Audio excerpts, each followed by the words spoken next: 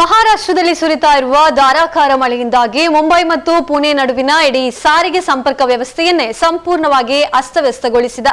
ಸೋಮವಾರ ಮುಂಜಾನೆ ಬೋರ್ಘಾಟ್ ಪ್ರದೇಶದಲ್ಲಿ ಸಂಭವಿಸಿದ ಸರಣಿ ಭೂಕುಸಿತದ ಕಾರಣದಿಂದಾಗಿ ಮುಂಬೈ ಪುಣೆ ನಡುವಿನ ರೈಲು ಹಳಿಗಳು ಹಾಗೂ ರಾಷ್ಟ್ರೀಯ ಹೆದ್ದಾರಿ ಸಂಚಾರ ಸಂಪೂರ್ಣವಾಗಿ ಸ್ತಬ್ಧಗೊಂಡಿದೆ. ಪರಿಸ್ಥಿತಿ ಗಂಭೀರವಾಗಿರುವ ಹಿನ್ನೆಲೆಯಲ್ಲಿ ಸಾರ್ವಜನಿಕರು ಅತ್ಯಗತ್ಯ ಕೆಲಸಗಳಲ್ಲಿದ್ದರೆ ಈ ಮಾರ್ಗದಲ್ಲಿ ಪ್ರಯಾಣಿಸಬಾರದು ಎಂದು ಮುಂಬೈ ಮತ್ತು ಪುಣೆ ಜಿಲ್ಲಾಡಳಿತಗಳು ಮನವಿ ಮಾಡಿದೆ. ಕೇಂದ್ರ ರೈಲ್ವೆ ಅಧಿಕಾರಿಗಳು ನೀಡಿರುವ ಅಧಿಕೃತ ಮಾಹಿತಿ ಪ್ರಕಾರ ಕರ್ಜತ್ ಲೋನಾವಾಲಾ ನಡುವಿನ ಬೋರ್ಘಾಟ್ ವಿಭಾಗದಲ್ಲಿ ನಿರಂತರ ಮಳೆಯಿಂದಾಗಿ ಭೀಕರ ಭೂಕುಸಿತ ಸಂಭವಿಸಿದೆ.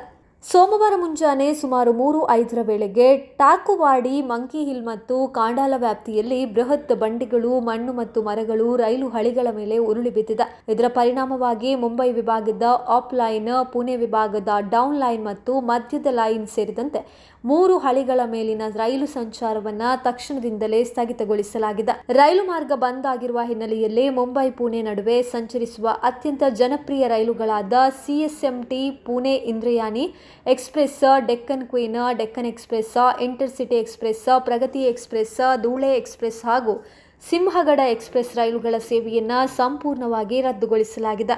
ರೈಲು ಮಾರ್ಗದ ಜೊತೆಗೆ ಪುಣೆ ಮುಂಬೈ ಎಕ್ಸ್ಪ್ರೆಸ್ ಕೂಡ ಪ್ರಕೃತಿ ವಿಕೋಪಕ್ಕೆ ತತ್ತರಿಸಿದೆ. ಮಾವಲ್ ಹಾಗೂ ತಾಮಿನಿ ಘಾಟ್ ಪ್ರದೇಶದಲ್ಲಿ ಪ್ರವಾಹದ ಪರಿಸ್ಥಿತಿ ನಿರ್ಮಾಣ ಆಗಿದ್ದು, ಹೆದ್ದಾರಿಯ ಕನೆಕ್ಟಿಂಗ್ ಲಿಂಕ್ ರಸ್ತೆಯ ಮೇಲೆ ಕಾಂಕ್ರೀಟ್ ಕಂಬವೊಂದು ಕುಸಿದು ಬಿದ್ದಿದೆ.